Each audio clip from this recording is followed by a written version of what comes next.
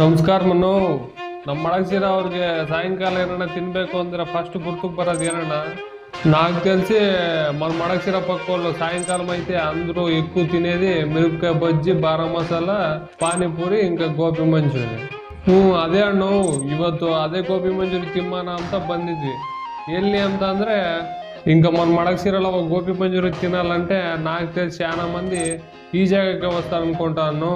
అదే మన ಪದ್ಮಶ್ರೀ ಹೋಟ್ಲು. ಬೇರೆ ಎಲ್ಲ ತಗೋ ಗೋಬಿ ಮಂಚೂರಿ ತಿಮ್ಮಕ್ಕೆ ಮೆತ್ತಗೆ ಒಳ್ಳೆ ರಾಗಿ ಮುದ್ದೆ ತಿನ್ನಂಗೆ ಇರ್ತೈತೆ. ಇಲ್ಲಿ ಮಾತ್ರ ಸ್ವಲ್ಪ ಕರಿ ಅಂತ ತಿಮ್ಮಕ್ಕೆ ಚೆನ್ನಾಗಿರ್ತೈತೆ ಗೋಬಿ ಮಂಚೂರಿ. ನಾಕೈದು ಗೋಬಿ ಮಂಚೂರಿ ಅಂತ ರೋಸ್ಟ್ ಉಂಟೇನೆ ಇಷ್ಟು ತಿನ್ನೋಕೆ. ಇನ್ನು ಇಲ್ಲಿ ಟೈಮಿಂಗ್ ನೋಡಿದ್ರೆ ಮಧ್ಯಾಹ್ನ 1-2 ಗಂಟೆ ಇಂದ ಸ್ಟಾರ್ಟ್ ಮಾಡ್ತಾರೆ. ರಾತ್ರಿ 8-9 ಗಂಟೆವರೆಗೂ ಜನ ಬರ್ತಾ ಇರ್ತಾರೆ, ತಗೊಂಡು ಹೋಗ್ತಾನೆ ಇರ್ತಾರೆ. ಅಟ್ಲೇ ರೇಟ್ಲು చూసుకుంటే ಹಾಫ್ 30, ಫುಲ್ 60. ಮುಂಚೆಲಿ ಗೋಬಿನ ఈ కాలీఫ్లవర్ನಾಗ ಮಾಡ್ತಿದ್ರಂತೆ, ఇవాగ క్యాబేజ్ನಾಗ ಮಾಡ್ತಾರೆ. గోబీ ఈ జాగాలో కాకుండా వేరే దగ్గర ఏడన్నా ఇంకా బాగుంటే కామెంట్ బాక్స్లో రాయండి, మేము అతకు పోయి ట్రై చేస్తాం. ಇನ್ನು ಈ ವಿಡಿಯೋಗೆ ಇಷ್ಟೇ ಅಣ್ಣ.